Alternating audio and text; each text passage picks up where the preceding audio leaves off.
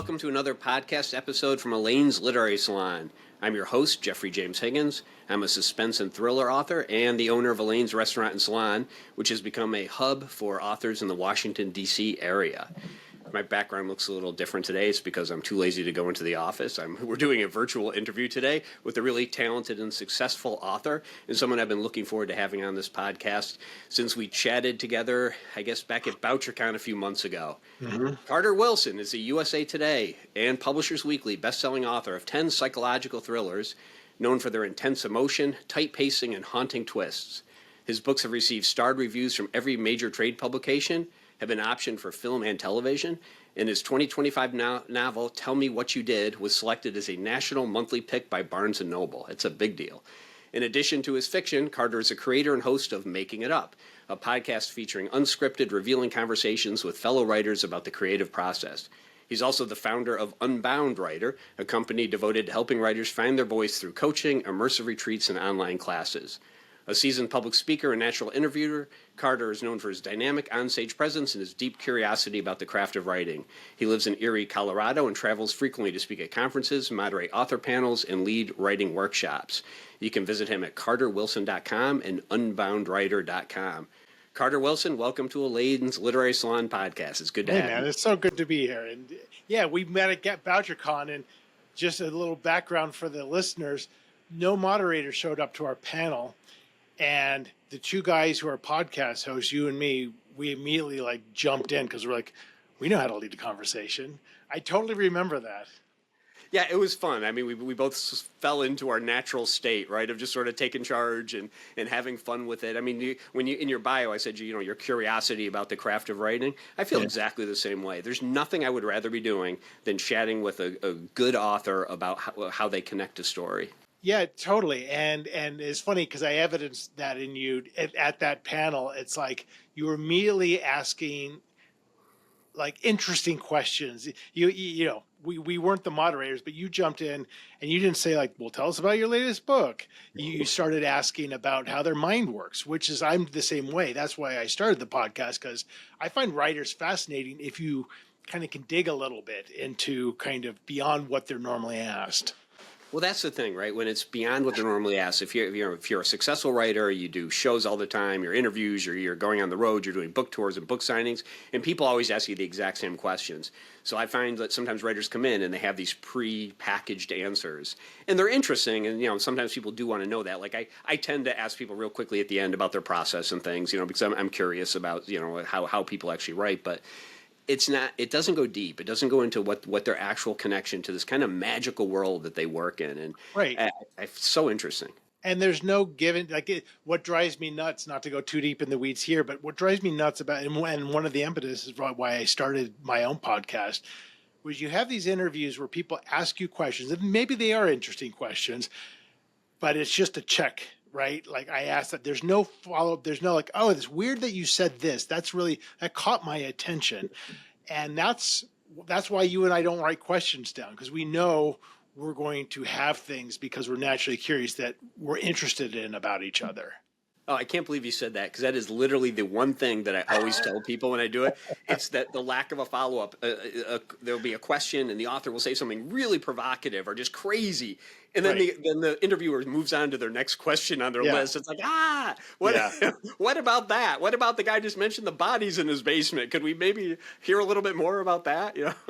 And the one thing my one Achilles heel, I think, about being interviewed with those kind of rote interviews are, your 5 favorite books, your 5 favorite thrillers or whatever, because I'm not a great reader and I mostly read nonfiction. So, and I didn't start writing until, my late or my mid 30s. And so when people talk about inspiration and who was your authors when you were 9 years old, I'm like, I avoided books like the plague, man. And I feel so underwhelming when I get asked those questions. Well, no, but that's so interesting, and I mean, you're very successful and you're a fantastic writer. So that's super interesting, because in most, I've interviewed, I think 150 plus authors at our salon since we opened, and then 100 more outside of that. And most people, like myself, right, knew they wanted to be writers when they were at a very early age and had this connection to like Yeah. fiction, and you don't. So tell us about that. Like you said, in your 30s, what flicked that switch for someone who doesn't read a lot of fiction to want to write fiction? Well, and just to back up real quickly, because I've interviewed hundreds of authors too, and I do see that there's something that if you're a writer, however that looks when you're young, and it might not look like being a writer at all, it might just look like you're a hyper creative kid, whatever, it's going to worm its way out at some point, and that might not happen until you're 70. But I see it time and time again. Finally, like, I just retired. Now I'm going to write the book. For me, I went to hotel school. I was working in hospitality consulting. That was my direction, and actually continued to be, because hard to make money for a while writing. And I was taking this 8-hour long course one day when I was 33, a continuing education course, a really, really boring. No smartphones back then, and I was just mind-numbingly bored. So for the last 2 hours of the class, I just wrote down a murder mystery riddle that I just made up. And I'm like, I'm going to solve this riddle just to pass the time. And I couldn't solve it. And I got home and I'm like, it was just that. And you've probably seen this with other authors, this tenacity, right? Like, I'm going to figure this out. And so I just started writing a backstory that would explain this riddle. And it started just flowing out of me. I mean, not well. I didn't know what I was doing. But in 90 days, I had a 400-page manuscript. I've never written that fast since. And it was terrible. I mean, because, again, I didn't know what I was doing. Didn't tell anyone, not even my wife at the time, because, we all have this shame as a writer that we don't deserve to be doing this. And who do we think we are? But the one thing I did after that experience was I did take the time to be curious about that. Like, why did this happen? Is this the universe telling me, nudging me, saying, hey, maybe you should open your eyes to this? So I decided to Google, what do I do with a manuscript? Because I didn't know. And then Google started telling me about agents and all that kind of stuff. So I'm like, all right, let me just, I don't know, see what happens. But I realized I loved it. I loved that process of storytelling, which for me was problem solving. I was trying to solve a problem, and this problem was the riddle. And that's how I still write today. I don't outline. So I'm like, I start with a weird premise that's vaguely formed, and then I'm like, all right, how do I solve this problem? And that's what I love. That is so interesting on so many levels. We got to unpack it a little. So do you remember what the riddle was, and do you remember where it came from? Yeah, it came just out of the ether of my brain and probably repressed childhood memories. That it was, if 3 people are murdered at the exact same time, in the exact same fashion, but in totally different parts of the world, what's the connection? I don't know why that popped into my head, but I'm should we be concerned, Carter? and that really became what my first book, which never sold. I got an agent with it, which I can't believe I got an agent with it. Same agent I'm with today, 22 years later. Got an agent with that book after about 75 rejections, but that and the next 2 didn't sell. But I started to learn, like, I just like making stuff up. This is really cool. And how can I do this and still make money with my corporate job and find time and all that kind of stuff? And as you know, it's kind of a game. I like the game of it. The rejections, the whatever, it's all a game. And I just wanted to be a part of it. You have to love it. It's a really difficult business, and the numbers are just horrific on getting agents and getting published and breaking out with books. So if you don't love the actual process and playing with it, you're in trouble. Yeah, I mean, I will tell you again, 22 years into this, my first book was published 12 years after the day in that class. My 10th book, Tell Me What You Did, came out early this year. That was my breakout book. So, I didn't start making real money until 22 years after I started writing. And that's just the reality of it. And, every story is different, but mine is not to make any money at all is almost the not the norm for sure. So it's a tough road to hoe. Yeah, I think in that Penguin Random House lawsuit that came out, we saw some of the data behind the screen, and I Yeah. believe the average book sales for a Big Five author was around 2,000 or 2,200 like lifetime sales. Like it was really bad, and Yeah. Yeah. I remember, and I don't know if I'm talking out of school here, but like I remember somebody affiliated with one of my publishers saying, you know, kind of the goal, like the ideal goal is to get, 10,000 copies sold for a book, but I also know you don't even have to earn out to be considered, decently successful for a publisher. So, but yeah, the numbers aren't what, and as you tell people you're right. They're like, oh, so you do that full time? And you're like, what are you, high? Like, you have no idea how poorly this can pay unless you really have that breakout. so you said it took 10 bucks, right, for the real breakout, but I think that's pretty common. Like at least like I'm a data guy, so my I master's am too, totally. concentration Yeah. was on statistical research. So like I do love the numbers. So this number I'm giving you isn't backed up by data. It's my own experience in interviewing authors. But a Yeah. lot of them I've noticed break out between books 10 and 12.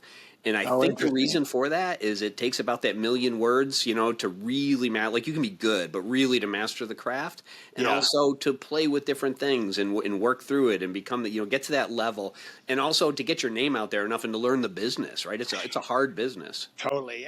You're right on all those counts because I can go back and look. And if I include the 3 books that I wrote that never sold, it was my 8th book. So my 5th published, where I can look back and say, there's my voice.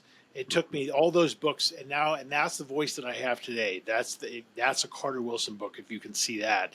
But yeah, you have to have such skin in the game on the marketing and the PR side, the social media side, and I know everybody knows that, but I think it's a lot more than people realize, and it's more than just, hey, I got to post on Instagram every day. It's really being thoughtful about who your audience is. Are you generating newsletters? Are you potentially hiring a third-party PR firm? All those things like make a difference, and only then will it still take years to start getting into the conversation. I mean, that's what you want. You want to be in the conversation. You still have to write a great book for that conversation to start sprouting like wildfire. But name recognition is a really difficult thing to achieve. And it's a game of inches too, right? Like even when you're trying to get an agent and you're doing a query letter, like I help a lot of people with their query letters. That's one of the things where I think I do well is in Right. pitching and querying. But there's little things they're looking for reasons to say no because they're getting 100 queries a day. Right. So like it takes a while to really learn how to like high concept, 3 people murdered around the world the exact same way, that's a high concept plot idea, right? But to be Yeah. able to pitch that and understand how to develop it and get it to somebody, that takes time to figure that out. And if you screw up any little piece of it, you won't get the agent, you won't get the publisher. You're already behind the 8 ball. Yeah. And you talk to agents today, and it's a nightmare because, to your point, they're inundated, and the reason they're inundated is because people are shotgunning these things out without a lot of thought behind. Oh, I should go to this agent. Back in my day, I was physically mailing letters and I was looking at acknowledgments of similar books and all that kind of stuff. Now it's just so easy. Plus, you have AI on top of it now that can craft a pretty good query letter for you, probably. Um, but your book could still suck. So you're getting people asking for pages that don't match the query in a way. And I'd hate to be an agent right now. I think it would be really hard. It is, and it's easy for authors, I think, to get angry at agents for a variety of reasons. But if you were the agent, it's incredibly hard to understand like what's going to work and which author you can work with and what your publishers want and what the bookstores want. And then there's also the whole zeitgeist, right? Like you could have the best book ever, but it depends on what's in the news and what people are interested in at the time. And if you're like 2 years out or whatever in a traditional publishing model, how do you predict like what the public's going to want to read 2 years from now? Right, and I think that's where you get into trouble if you start to overthink stuff. And I think overthinking on multiple levels, including not only in terms of the business, but including as you go through and write the manuscript, can get you into trouble. And I think that's where, and then when I work with students, we work on the psychology a lot because I think that's where people get hung up.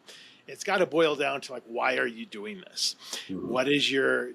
Hopefully you have just this inexplicable passion for storytelling, and you're going to just keep doing it and kind of have the blinders on to what's happening around for a certain point of time, and for me, it's like I just kept getting rejections and I kept writing because I'm like, it's fun. And yeah, I'm not saying it's not frustrating, but I wasn't ever thinking like I'm going to be a best-selling author. I was thinking like, yeah, maybe one book published, that'd be cool. I could show my kids. But I think if you're thinking like strategically, that's almost problematic sometimes. No, I agree with you, because if you're thinking about the business and the marketing end, and I know writers who've done this, they're trying to write to market, they're trying to figure out what would work and then write something in that space. And you can understand that stuff, but if you're not writing just a story that's a good story that you're passionate about telling, the reader Right. can tell. Like, you have to want to tell that story. Yeah, it's very two-dimensional, right? And we've all read those stories.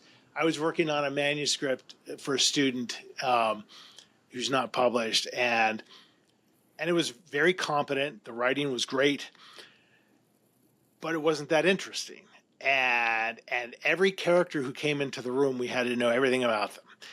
And I kind of said this to them, and they're like, well, that's how, and it was a procedural. So, and it went deep into every little procedure, whether it was totally relevant to the plot or not. They're like, I thought this was how procedures work. I'm like, yeah, but it's not interesting. Like, if you look at a cop's job, most of it's not interesting. We don't want to know the uninteresting parts. So there's something that you have to have intuitively about, like, what would grab your attention? If there's people just sitting around talking just to convey information to the reader, if that's more than a paragraph or two, you're in trouble, I think. There's no patience these days and that's not to say you have to have crazy action, but there has to be movement. And I think a lot of people think readers today have, especially in the thriller market, have more patience or more attention span than they actually do. Well, the attention spans are definitely shrinking. We can see that, right? Yeah, they're gone. A bestseller in like the 1970s would never get published today. No. Yeah, the old Stephen King, which I still love, but Unabridged Stand is 1,200 pages. I could absorb every word of it, and it's beautiful, but there's, you have to have a lot of patience. It's really difficult. I mean, how long is somebody reading your book before they check their phone? Probably not long. You're not competing with other books. You're competing with Netflix. You're competing with smartphones. You're competing with just this attention deficit. And that's why if you're a thriller writer, man, it's all about propulsion. It's funny, my book coming out next year, it's tight. Man, it's tight. And it's like 84,000 words. And I'm like, this is really propulsive. And my editor's like, I think this could actually go under 80. There's parts where like there's a lot of, and I'm like, are you serious? And I look at it, I'm like, God damn it, she's right. She's right. I couldn't see, to this day, it's hard to still see that for ourselves, but don't underestimate the need to be propulsive, I think. No, I totally agree, because you are in competition, and it's sort of like respecting the reader's time as well, right? You want to make it as every word should matter, and if it doesn't, get rid of it. Yeah, and if you're not keeping them up at night because they have to find out what happens, then, I don't think you're hitting the mark. And I think that's kind of the bar to set now, is like, you want those comments. You want, those comments, or you give them nightmares. That's another good comment to get. My favorite compliment is that you ruined my workday because I stayed up all night to finish the book. Like that's my favorite. It's great. Yeah, it's great. Yeah, it's so satisfying when you get that. And no matter how much you write, all of that is still really hard to gauge, for me at least, internally. Like you hone a finer sense of it as you're writing, and you have a sense of like, yeah, this part might be slow, but you don't really know until you get that trusted feedback, where whatever that is. So at this stage in your career, for that feedback, are you still looking at beta readers or alpha readers? Do you have a writing group? Like, how are you getting that feedback? Or are you just relying on the editor at your publishing house? Yeah, I mean, I was in a writing group for about 20 years. The problem is, since I don't outline, it's like if I give them a couple chapters, I'm like, these chapters might not even exist in the final, because I don't know what I'm doing. So I finally stopped doing that. So I write in a total vacuum, and the first person who sees my manuscript is my life partner, Jessica. And then it goes to my agent, who acts as an editorial agent. She's amazing. And then it goes to my editor. I'm trying to be better. So I have a second option book that will be 2028 that I just gave my agent and editor, like the first 100 pages. I'm like, just, because I know I'm going to go through 3 or 4 months of editing anyway with them. So why don't I try to nip some of that in the bud and give them an idea of what's coming first? But otherwise it's just me.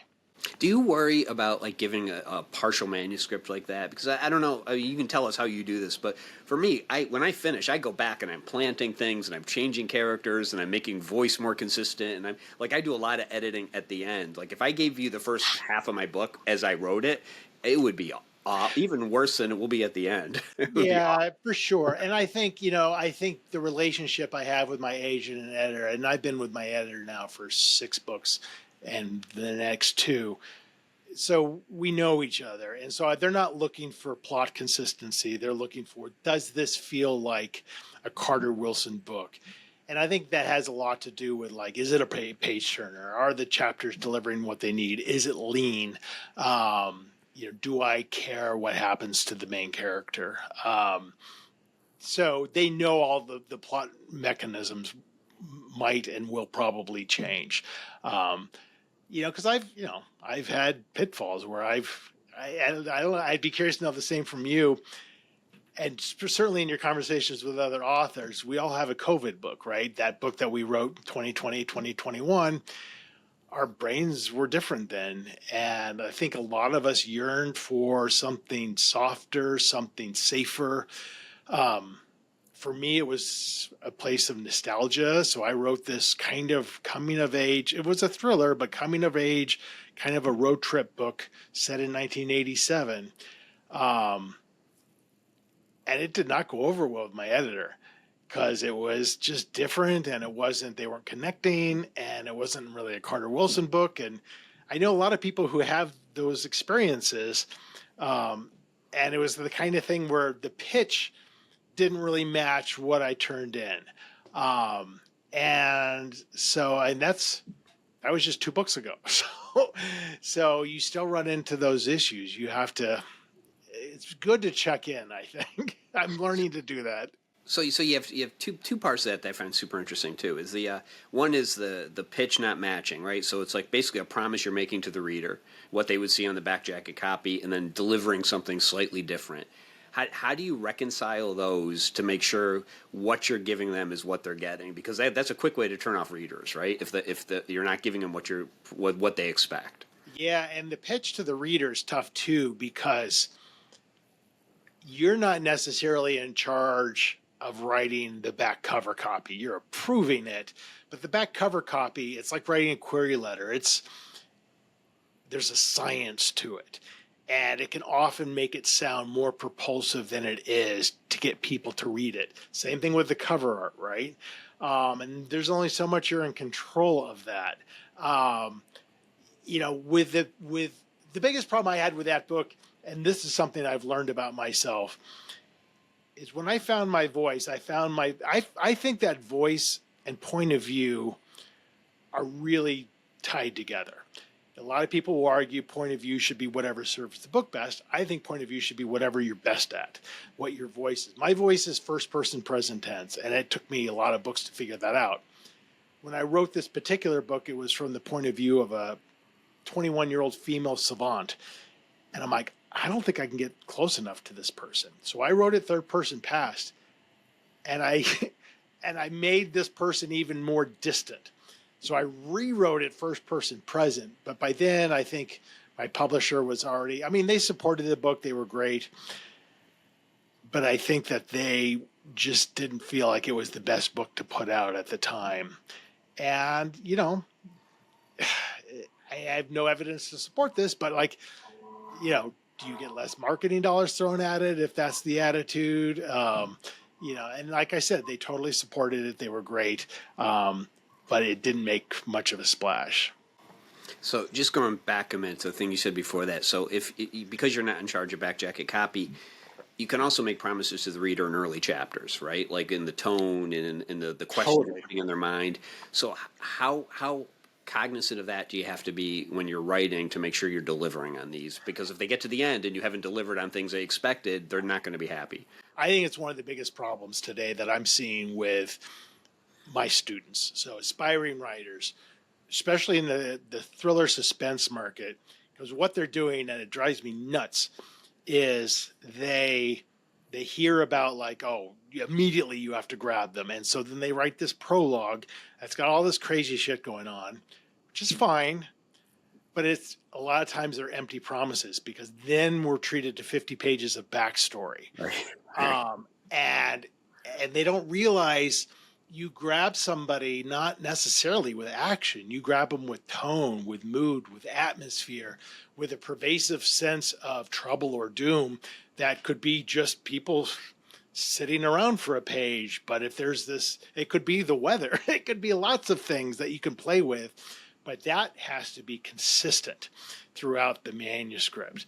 And I think if you're looking at more than 2 paragraphs of backstory, you're in trouble. So, for example, what I do is I usually have a traumatized character. And at some point, I want to reveal to the audience what actually happened to that character in their past. And to me, that's a flashback where I'm still writing first person present tense from the eyes of maybe a 13-year-old main character. And so it's keeping that same propulsive menace without it being spilled through some clumsy dialogue or internal monologue kind of a thing. And I just see so many people like just cramming that all in or cramming it all in at the end. And it does leave you wanting as a reader. It does feel like, oh, it was a really, really great premise, but the execution just left me kind of flat. Yeah, I mean, I just taught a class, and that was one of the things I talked to them about. I see this all the time. You know, my multiple times a week, I'll get the first few pages from authors to look at, and they start with this really like engaging opening that they've spent so much time on, and then immediately jump back into that deep background or a flashback, and they take you out of the story. And you're like, why do I care now? And all the things you just mentioned. And it's like, okay, now I don't want to keep reading. Right. I think you can have present day main character, you're introducing them, and they can have one sentence, half sentence flashes that don't explain anything, but you know something happened. There was something bad that happened, and it'll be important enough where you know it's going to get explained later, but it's not weighed on enough where it feels like it has to be explained now. I think that's the way to do it. The other problem I'm seeing with a lot of aspiring writers, again, in this kind of market, is just throwing too many characters at you.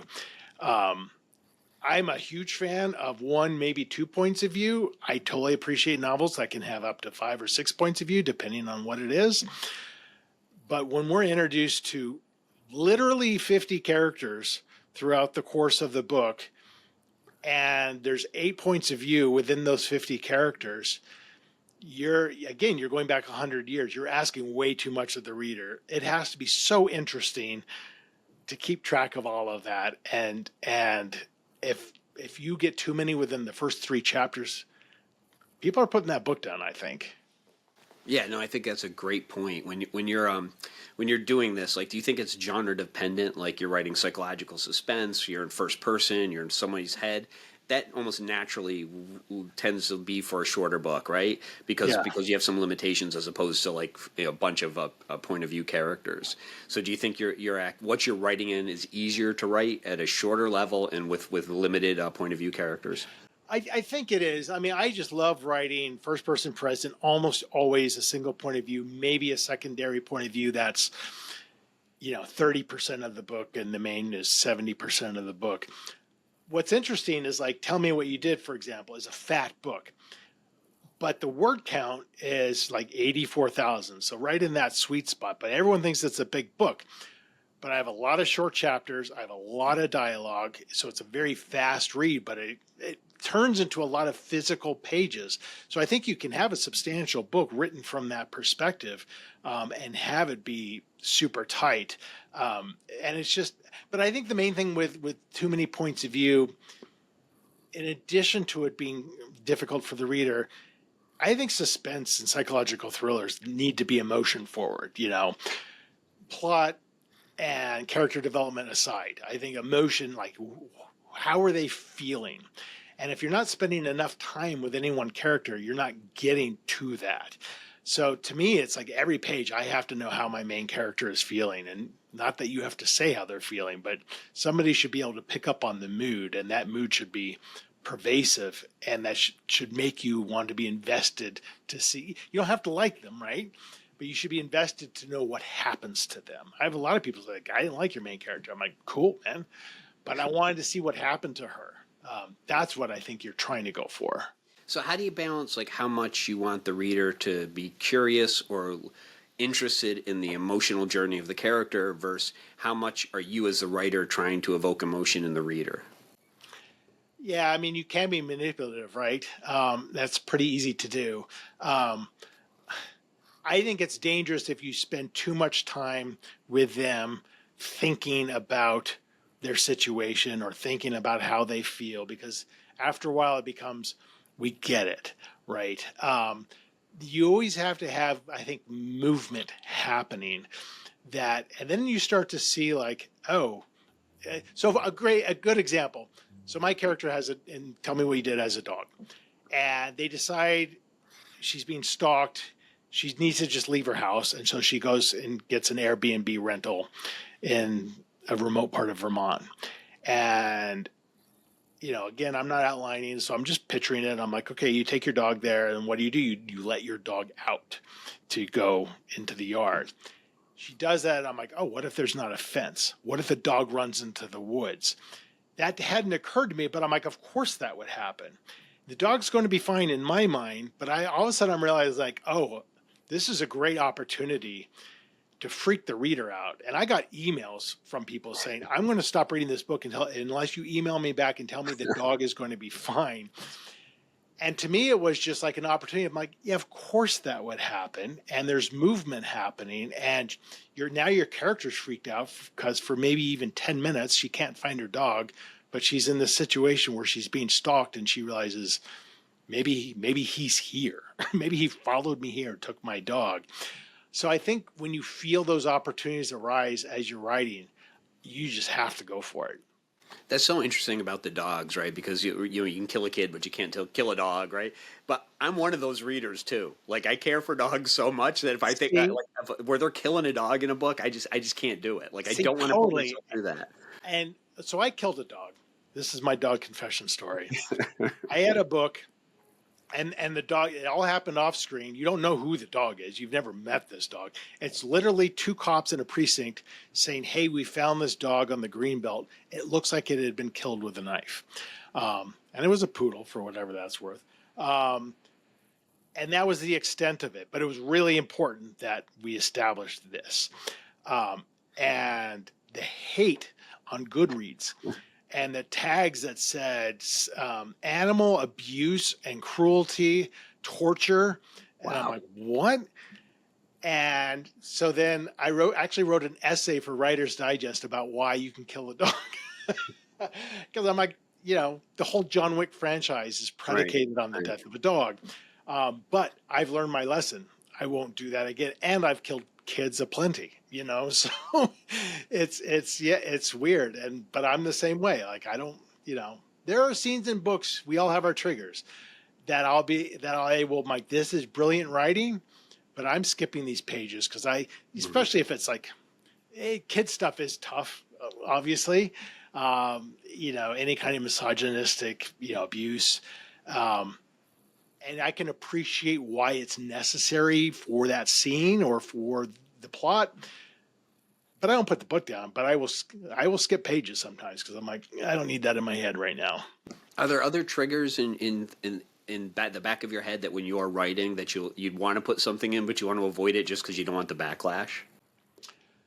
You know how it is that sometimes you hear your editor's voice going like, oh, she's not gonna like, there's certain words for sure that even if they're true to the character, I'm like, yeah, there's very few hills that I'm going to die on. Anytime I really get into a disagreement with my editor, they are over very, very minor issues. They're not over big plot points. I would say I've gotten less dark as a writer in terms of violence over time. I think I started out kind of more guns blazing, and I just turned it more into like paranoia and moodiness, so that when the violence does come, it's impactful and it's visceral, and I make sure it's very, very real. Um, so I would say the average reader would think my books are more violent than they actually are. I think it's important to recognize the reality of like violence, right? Like, so what you're talking about, like the aftermath and how people are really feeling in that. You read this cartoonish version of violence so often, but it sort of disrespects like what people actually are going through. 100%. And there's this book that I have somewhere on my shelf, and it's called Writing Violence. And the guy who wrote it is an ex-prison warden. And it just goes into the physiology of like, hey, this is what happens when you get punched in the face. In a movie, somebody getting punched in the face is just an absorbed blow. You or me, I'm going down, you know, and there's like extreme things. So if my character is shot in the leg, he's not running away. He's all of a sudden, but to me, that's interesting. I'm like, all right, how do you deal with this? This is a major trauma on your body. How do you reconcile this? And what interesting opportunities does that bring to what happens next? Because your character's forced to, literally pivot. Well, yeah, that's right. Yeah, it's interesting because it's, the shock of the moment. It goes back to the emotion you're talking about building within your character too. Like these are huge life trauma moments, and people tend to gloss over them in books. Or I've seen with new writers, especially, they'll lead up to the scene forever, and then they'll get through the violence of it in like a few paragraphs, and they're on to the next chapter. And it's like, but what just happened here? Like this was a big deal. Yeah. Oh, I don't know why, and maybe this is an under childhood trauma too. I love knives. I love writing if there's violence because it's so personal. And I to me, guns are fine, but they can be kind of boring. It totally depends on what kind of book you're writing. But if somebody is hurt with a knife, the ability to describe how that feels, the shock, the horror, the visceral wetness, everything around it, there's a lot of opportunity there. And if you're not writing much violence and you have the opportunity to do that one scene, readers will be like blown away. It's a really, or poisoning is it can be a lot of fun as well, because that is gruesome. So I'm a huge outliner, right? And you're obviously not, Yeah. So we're coming at this. This is probably the only difference I can see in our writing, Right? Is how we approach it. So I'm really interested in how that actually works with you, because like as an outliner, I'm going through the scenes at a more macro level, and I'm thinking about the plot and how it would evolve, and plot points and character arc and how they'd work together. You as a discovery writer, you're going through scene by scene and kind of seeing where that would change, right? Like how do you get from the micro movements and plot points and character development within a scene to the macro sort of multi-act arc, and how do you make that work? Because I find that incredibly difficult. Yeah, I mean, I think that takes the million words to get, because what I think the conclusion I've come to after doing this so long is that for us pantsers, I think the outline's there. I think we just can't tap into that part of our subconscious unless we're physically moving our fingers on the keys. And I've literally evidenced it. Like I can sit and think, but once I start typing, I just start seeing it. So you start to learn to trust that after a while. And that, of course, that doesn't mean you're not going to make mistakes. But even when I try to outline 2 or 3 chapters ahead, I'll start writing, and immediately something more interesting occurs to me that blows that outline out of the water. But what's crazy now is I write a first draft now, and I look back once or twice just to remember what I've written. And I almost land at almost exactly 85,000 words every time, not trying to. And I look back and I'm like, okay, the story is cohesive for the most part. Yes, a lot of work has to be done. But it's not like, oh, I zigged when I should have zagged 50% in, and now I screwed everything up. And it's also a matter of just letting go of just like, yeah, there's probably a lot better ways to do this, but this is the way I chose, and I have to be good with that. Um, but you get a sense when you're writing of like, because I'm always sitting there like, okay, well, what would I do next? And I try to think of something way more interesting than what I would actually do. But that kind of is my North Star. But then I get a sense of like, okay, something has to happen here. There needs to be a confrontation. I don't know what that is, but I'm just sensing there has to be a confrontation because they've been sitting around too long or they've been repeating what they're doing. There needs to be, so I'll just get those senses of movement and then all of a sudden you place them in. So her going to that Airbnb, that was just a sense of like, I don't think she would just stay at this house. It seems kind of stupid. And then you get to the Airbnb and like all of a sudden that unearths, oh, well now he's breaking into her house at home and he's giving her video of him inside her house. That wouldn't have happened. And so it just starts to reveal itself to me, I think, not to sound too precious about it. No, I mean, I think that sounds spot on. And this ability, like for outliners, to maybe take a step back and see that, whereas you've internalized structure, even though you're not accessing it as you like, you have to do it as you go. But you have that North Star. Like, do you know the ending before you begin? Oh no, I know the ending. Usually around 80% in, I'm like, oh, maybe this happens, because a lot of times, if it is a whodunit, which I don't really write, but if there is needs to be like, I don't say like I can't wait to get to the twist. I don't know if my book's going to have a twist or not. I don't plan on that. But when there is a twist, I'm like, holy shit, that's great. I didn't see that coming. The twist in my next book was all out of a sense of like, there's something off here. And then it's just this what if. I'm like, oh my God, that's great. So yeah, it's just amazing how the mind works, I think, with that kind of stuff. So that sounds terrifying to me to write like that without knowing what the end It's is. fun as hell. Oh yeah, sure, it's fun. And if you're writing on spec, I could see the downside being how do you stay motivated if you don't even know if it's going to be a good ending. But if you're writing on contract, right, you have a deadline. Does that create an extra level of pressure for you, or does it help motivate when you don't know if this thing's going to work out in the end? Yeah, 100%. And I just had this kind of epiphany actually last week. It's that 30,000 word mark. That's where the real fear sets in for me, because I'm 30,000 words into something that I had given a very loose outline to my editor just because that's where we are, and I'm just like, is this a Carter Wilson book? And so I just went back and rewrote the first 30,000 words. I'm like, it's the same plot, but it's just much tighter, much more breathless. I'm like, okay, I needed to get through that to give me the confidence that I don't know where it's going, but I feel like it's got legs now. All my deadlines are pretty generous, so I don't, and I'm dedicated. I only write an hour a day, but I do it 7 days a week, so I know I can produce. So I've never missed a deadline, but yes, it is scary. But you get to the point, and you know this, you get to the point where you're like, I'll figure this out. I've done this enough that I'll figure it out. And I also know when I'm done, I'm not done, because my editor is going to have brilliant advice that's going to be a pain in the ass to do, but it's going to make the book better. And that's all baked into the timeline. So you mentioned, like, is this a Carter Wilson book? So you're talking about brand.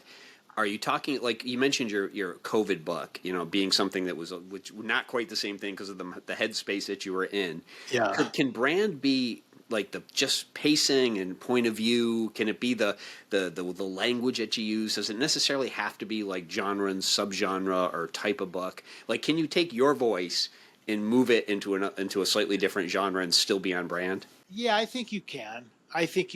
Because I think, all the best stories, regardless of what genre they're in, are, emotional and conflict based. There's got to be some level of conflict there. So I think if you have, like, if I wrote a romance, it probably wouldn't have a whole lot of actual romance in it, but when the romance happened, it would be visceral, and it would be great, and it would be emotional. I don't think people are reading my books for the violence. They're reading it for, I think, the atmosphere and the pacing, and maybe an emotional connection, because I like to have characters who have very deep thoughts that are expressed in a very pithy way, and not be self-serving. So yeah, I think so. It would be an interesting experiment. Yeah, it would be. Do you ever have the urge to write in like a different genre? Completely, you mentioned romance. Do you ever feel like I just, as a creative, I just want to do something completely different? I mean, I think there's stuff that I would feel so out of my element. Like, so for example, and I'm sure you've interviewed them too, people who write like historical fiction. Like, I have so much respect for, and I love those types of books, but I have no patience for research. I'm terrible at that kind of stuff. I think that would be really hard for me to do. I have co-written a YA thriller. It's really dark and it's on submission now. I have no idea if it's ever going to sell. So that's probably the most I've ever stretched my legs, because it's written from the point of view of a 16-year-old kid, again, back in the 80s. But it didn't feel all that different to me than writing an adult thriller. What were the major changes? Like, you had to be careful of the language, or some of the how graphic it was, or what were the things? What were like the triggers that you were avoiding? Yeah, I mean, honestly, it was probably mostly language. I mean, there's language in it, but as I was writing, it was about kind of these kids who are trying to figure out why 10 years earlier all their mothers killed themselves in this kind of cult-like ritual in California in the 70s.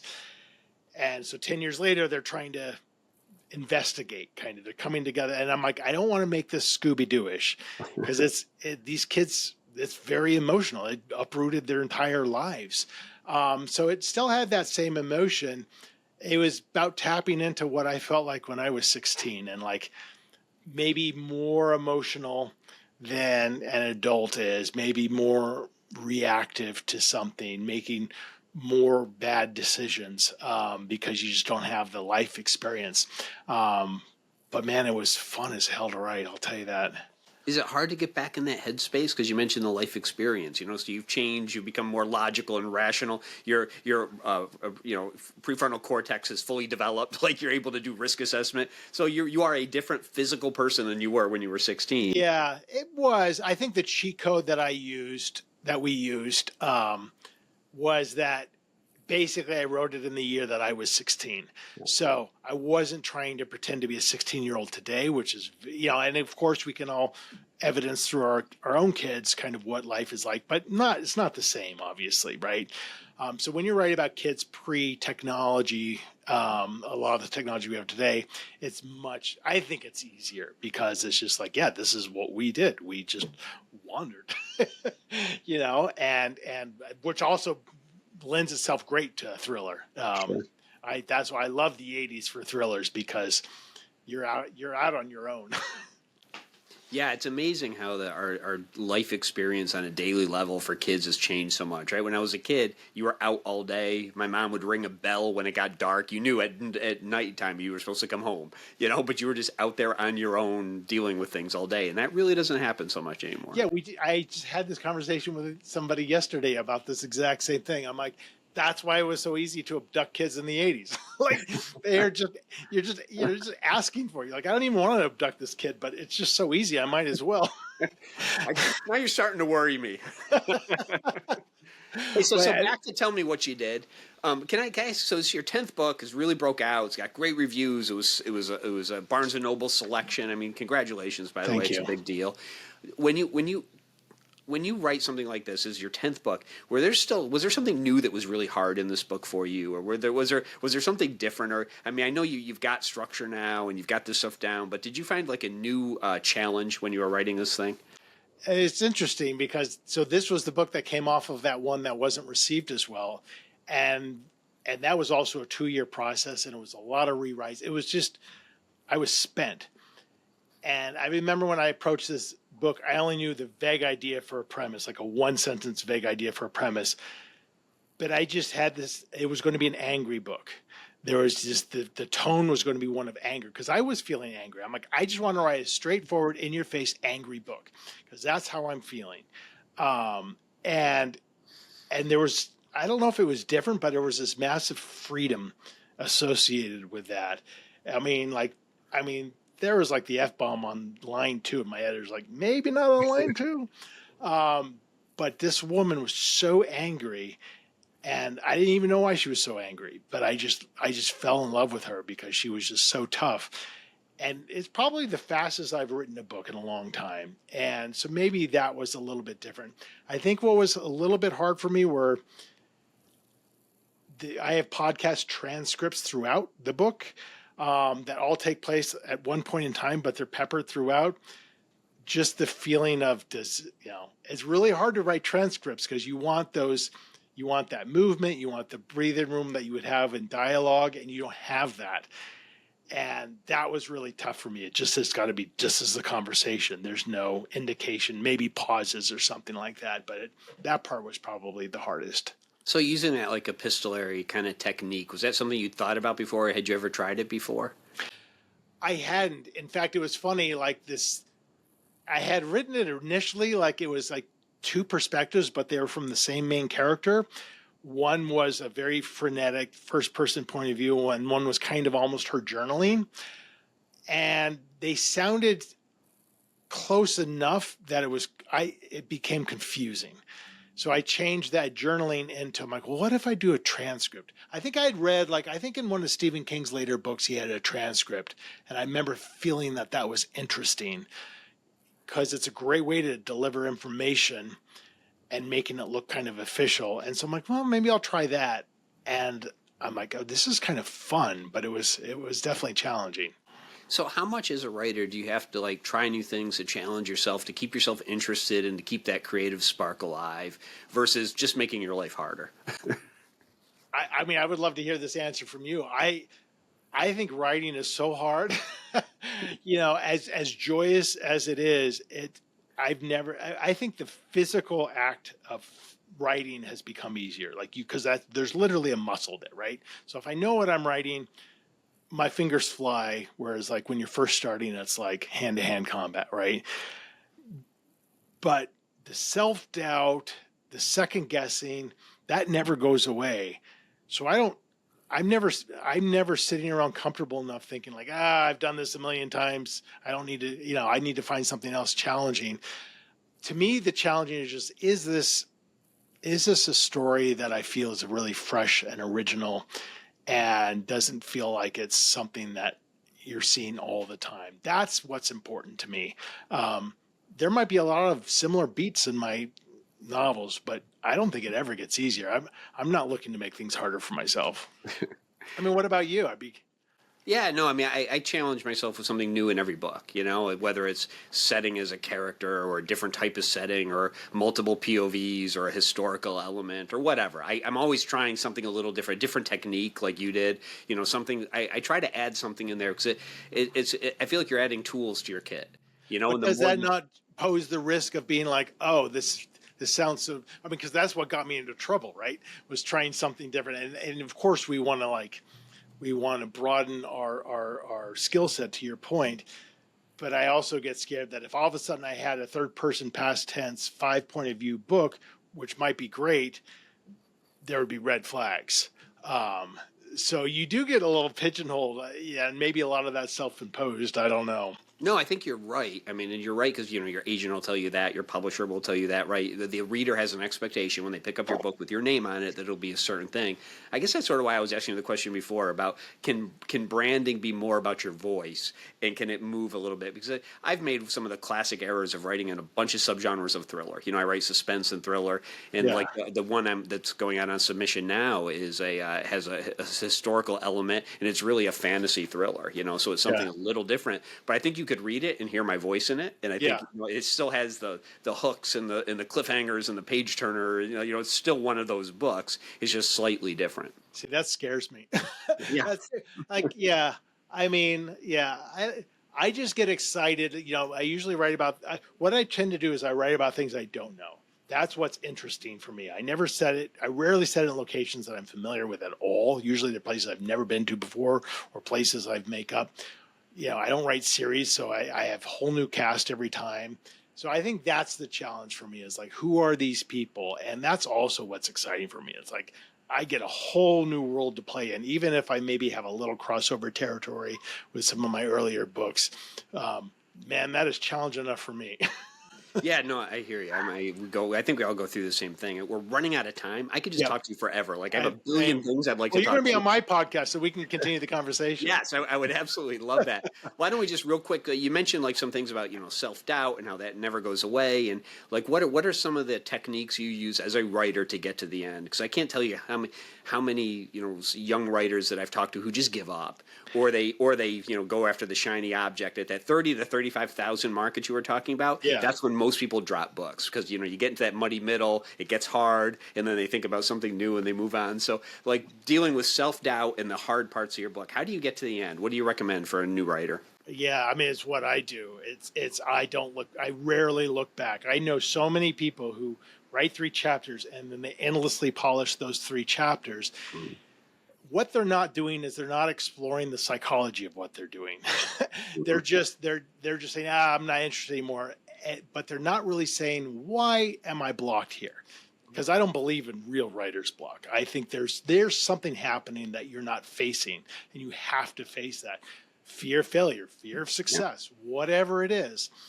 So for me, it's write that shitty first draft, like 500 words a day. Just add to it, knowing that it's going to be a mess, and that's okay. But there's nothing harder, as you know, than writing that first draft.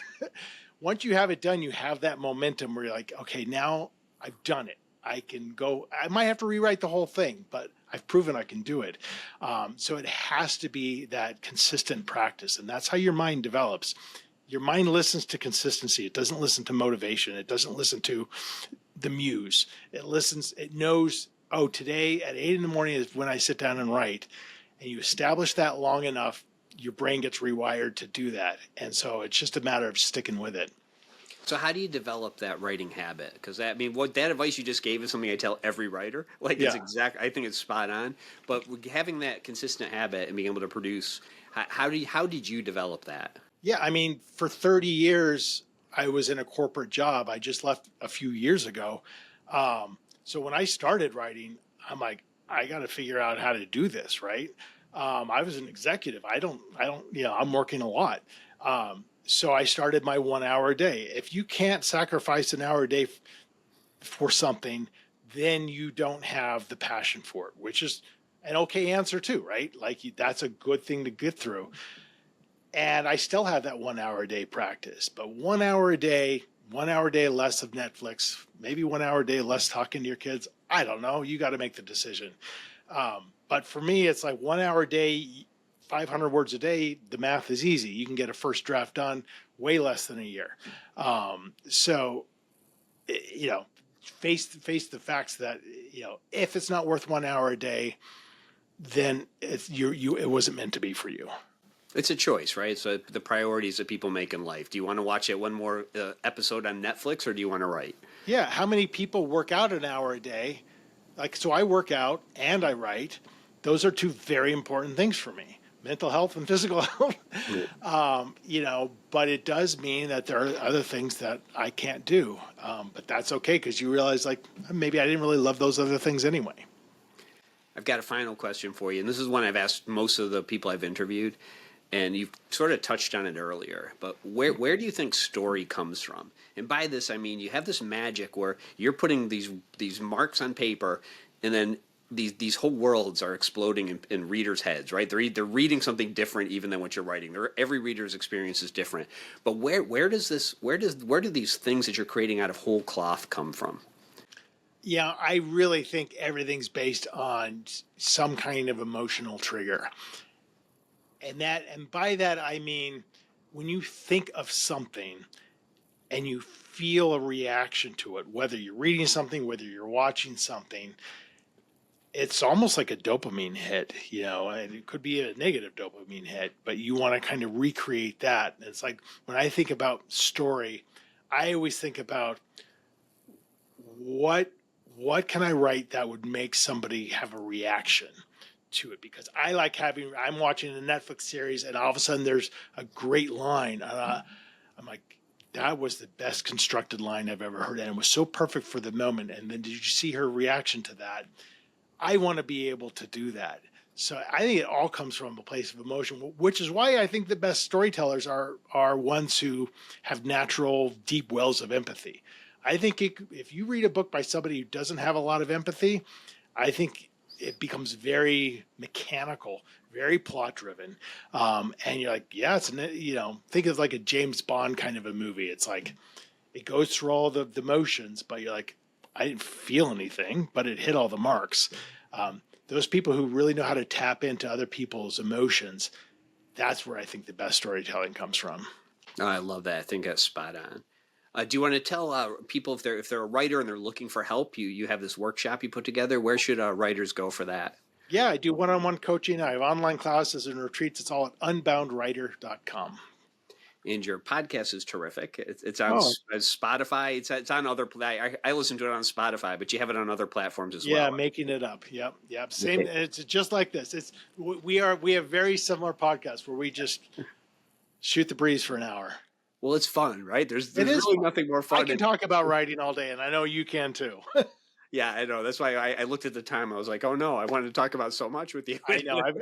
It's funny. There's probably about like 10% of the guests where I'm just like, oh man, we got to wrap up. This is getting long. But can we meet for a drink or something? Yeah, this is one of them for us. And by the way, you have an open invitation to Elaine's Literary Salon. So if you're ever on the East Coast and you want to come out, we'd love to host you there. That sounds great. All right. Well, Carter Wilson, thank you so much. It's been a real pleasure. Jeffrey, that was awesome. Thanks so much for having me on.